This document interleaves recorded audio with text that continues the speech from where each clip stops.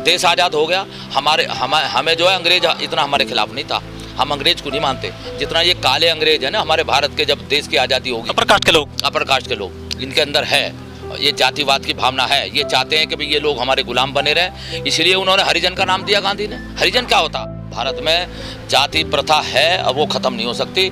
इसको तो ख़त्म करने का तभी है कि जब हम अपनी ताकत बनाएं, और ताकत में इतना शक्तिशाली हम हो जाएं कि हम दबाव की राजनीति करें।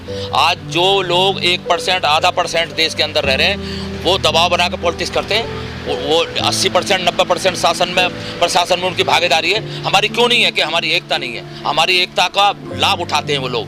हम जब तक मरना नहीं सीखेंगे तब तक हम आज़ाद नहीं हो सकते। हम बता क्यों लगा पंचायत कर रहे हैं? पंचायत करने का जो चलन है ये पहली बार देख रहा हूँ मैं। ऐसा नहीं होता, जिसके साथ अन्याय होता लोग उसके साथ खड़े होते हैं, बशर्ते जो उनके साथ भी है ना उनको भी वहाँ आना चाहिए और उन्हें ये कहना चाहिए कि ये पूरे गांव का इज्जत का सवाल है। हम लोग जो है न्याय के साथ हैं, इसलिए उन्हें उनके साथ रहना चाहिए, अलग पंचायत नहीं करनी चाहिए। इससे सीधा सा संदेश ये जाता कि कहीं ना कहीं कुछ ना कुछ गड़बड़ है।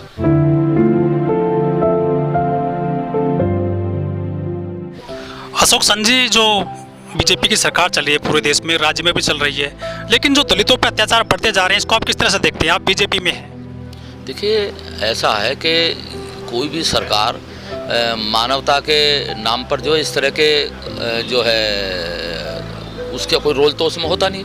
अब ये कौन लोग हैं जो इस तरह की घटनाओं को अंजाम देते हैं? लेकिन मेरा कहना इसमें शॉर्ट में यही है कि कम से कम सरकार का दायित्व, जो सरकार मौजूदा सरकारें होती हैं, चाहे वो आज हमारी भारतीय जनता पार्टी की सरकार है, कल चाहे वो कांग्रेस की थी या किसी की, उनका वो जो शपथ होती है संविधान में, वो न्याय के लिए होती है।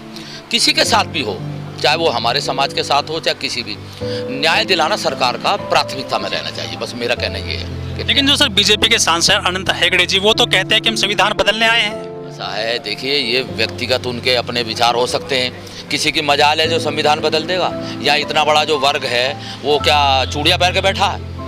हमको चूड़ी पहन के बैठे हैं, हम सरकार में काम जरूर कर रहे हैं। ठीक है, एक राजनीतिक सेटअप है, कोई अपनी मन की बात है, कोई कहाँ काम करे। कुछ लोग कांग्रेस में भी, अब यूँ तो जो हमारी बनाई हुई पार्टी है बहुजन समाज पार्टी, उसका तो सांसद कोई बोलता ही नहीं है, उनके विधायक तो कभी बोलते ही नहीं है। उनसे कभी सवाल क्यों नहीं करते?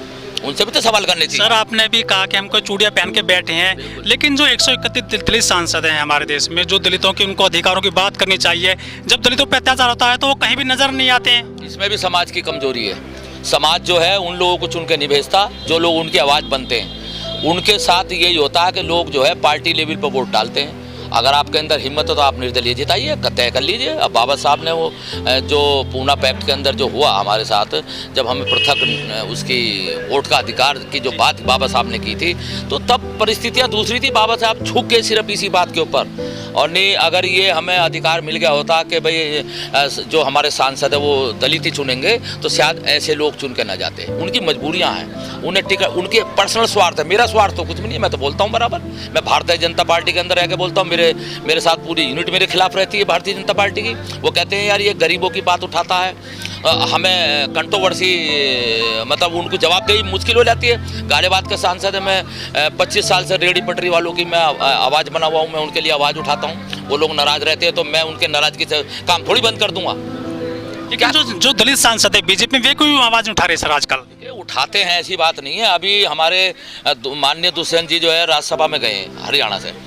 आप ये समझ लीजिए, जिस दिन ये पहली बैठक हुई है, जो हमारे लाल सिंह आर्य जी जो राष्ट्रीय अध्यक्ष बने अभी अनुसूचित मोर्चा के, उन्होंने जो है स्पष्ट जो है उस दिन उनके जो स्वागत था, जो उन्होंने चार्ज लिया था, जो उससे पहले हमारे विनोद सोनकर जी थे जो कौशाम्बी से सांसद थे, उससे पहले तो जब वो चार्ज लिया था, ये बात सबसे पहले उठाई गई और हमारी पार्टी ने निंदा करी है, हमारे नेताओं ने निंदा करी है। इससे बढ़ के क्या हो सकता है बताइए? जब निंदा कर रहे हैं अपने, तो निंदा किसकी हो रही है बताइए? सपट शब्दों में दुष्यंत जी ने, जो राष्ट्रीय महासचिव हैं, राज्यसभा के मेंबर हैं, उन्होंने सपट शब्दों में ये कहा कि हम इसकी कठोर शब्दों में निंदा करते हैं हाथरस कांड की। सर, योगी जी कहते हैं कि हमारे उत्तर प्रदेश में जो है राम राज्य है, लेकिन ये कैसा राम राज्य है कि यहाँ पर किसी माँ बाप को उसकी जो अंतिम संस्कार से पहले उसकी अर्थी भी नहीं दिखाई गई परिजनों को। उसमें योगी जी का नहीं है, इसमें मिसगाइड जो है प्रशासन ने किया। वहाँ पे मैं बता दूं आपको, जो जिलाधिकारी था, ये कुछ लोग अधिकारी जो ब्यूरोक्रेट के अपने नंबर बढ़ाने के लिए इस तरह के हथकंडे अपनाते हैं अपने आप ही। इनको कोई गाइड नहीं करता, कोई ऊपर से आदेश नहीं आ जाते। अब योगी जो वहाँ पे दरोगा जो थे वो कह रहे थे कि हमें तो ऊपर से आदेश दिया गया है। दरोगा कुछ भी बोल सकते हैं। दरोगा को क्या है, दरोगा फिर दरोगा को बताइए कौन सीधा आदेश देगा। उससे पहले तो वहाँ पर सीओ भी है, आपके एसपीसीटी भी है, एसएसपी भी है। क्या सीधा दरोगा से बात करते हैं मुख्यमंत्री? ऐसा नहीं है, गलत है ये। सर जो यहाँ पे ये मतलब जो अत्याचारी हैं, जो आरोपी हैं इस निर्भया वाले मैटर में, उनके लिए पंचायतें की जा रही हैं, इसको किस तरह से देखते हैं आप? गलत है, काउंटर कभी नहीं करना चाहिए। ये सही है जब उन्हें भरोसा है, जब वो ये कहते हैं कि भाई सरकार हमारी है, हमारे सहजातीय मुख्यमंत्री हैं, तो उन पर भरोसा करें। वो मोदी जी ने कहा था कि मेरे दलित भाइयों को आप मत मारो, चाहे मुझे शूट कर लो। उसके बावजूद चाहे ऊना हो, चाहे और देश में अनेक हिस्से में कई जगह अत्याचार हुआ है दलितों पर, लेकिन ये ऐसी घटनाएं बढ़ती जा रही हैं। देखिए घटनाएं तो देखो नहीं रुक सकती। जैसा अभी भी अब बहुजन हमारे जितने वो पत्रकार बंधु उन्होंने भी कहा था, घटनाएं तो आगे भी होती रहेंगी। घटनाएं जो लोग करते हैं ना, वो किसी जाति विशेष के धर्म के नहीं होते। उनका उद्देश्य है समाज में एक अराजकता फैलाना। वो किसी कौम के नहीं है, वो कहीं भी नहीं है। वो हमारे यहाँ भी हो सकते हैं जिनकी नियत साफ ना हो, अपने लोगों से, अपने समाज के लोगों से ही बिल्कुल सजातीय लोगों से लोग लड़ने लगते हैं। उनके साथ जो बदतमीजियाँ कर देते हैं। अब उन्हें क्या कहेंगे हम कि ये समाज का नहीं है हमारे? तो ये घटनाएं तो देखो, बात सुनो, रोकने की कोशिश करनी चाहिए, लेकिन इसमें रोक पाना संभव नहीं है। जहाँ तक हमारे प्रधानमंत्री जी की बात है, उनका सिंपैथी समाज के प्रति है, और ऐसा नहीं है कि प्रधानमंत्री चिंतित नहीं है। प्रधानमंत्री छोटी छोटी बातों पे नहीं बोलते। सर प्रधानमंत्री जब क्रिकेटर के लिए ट्वीट कर देते हैं, लेकिन इस बिटिया के लिए उसने कहीं भी ट्वीट नहीं किया है। हाँ, वो राजनीतिक मुद्दा बन गया ना। अगर वो ट्वीट करेंगे तो विपक्ष उसका मुद्दा बनाएगा। तो कई चीज़ें हैं इसमें, विपक्ष भी तो मुद्दा बनाता। विपक्ष तो इससे हम, विपक्ष का भी क्या उद्देश्य है? विपक्ष का उद्देश्य क्या है? जब मुद्दा ही तो उठा रहे हैं वो, उनकी सिंपैथी क्या? सरकारों में तो उनके भी अत्याचार होते थे, खूब होते थे अत्याचार, ऐसा नहीं है। सर 2012 की जो निर्भया रही है और ये 2020 की निर्भया के किस तरह क्या अंतर देखते हैं आप? अंतर तो साफ है कि उसमें जो है नाम कोड नहीं किया गया तो वो मुद्दा बड़ा बन गया। इसमें पता लग गया कि वाल्मीकि समाज की है, दलित समाज की है, तो इसमें जो है एक व्यक्ति, एक संगठन जो है दलित संगठनों के अलावा कोई दूसरे संगठन नहीं आए। जबकि वो अगर ये भी खोला नहीं जाता। क्या इसमें जात को मुख्य चीज माना गया है? जात है, जात फैक्टर है। हरिजन क्या होता?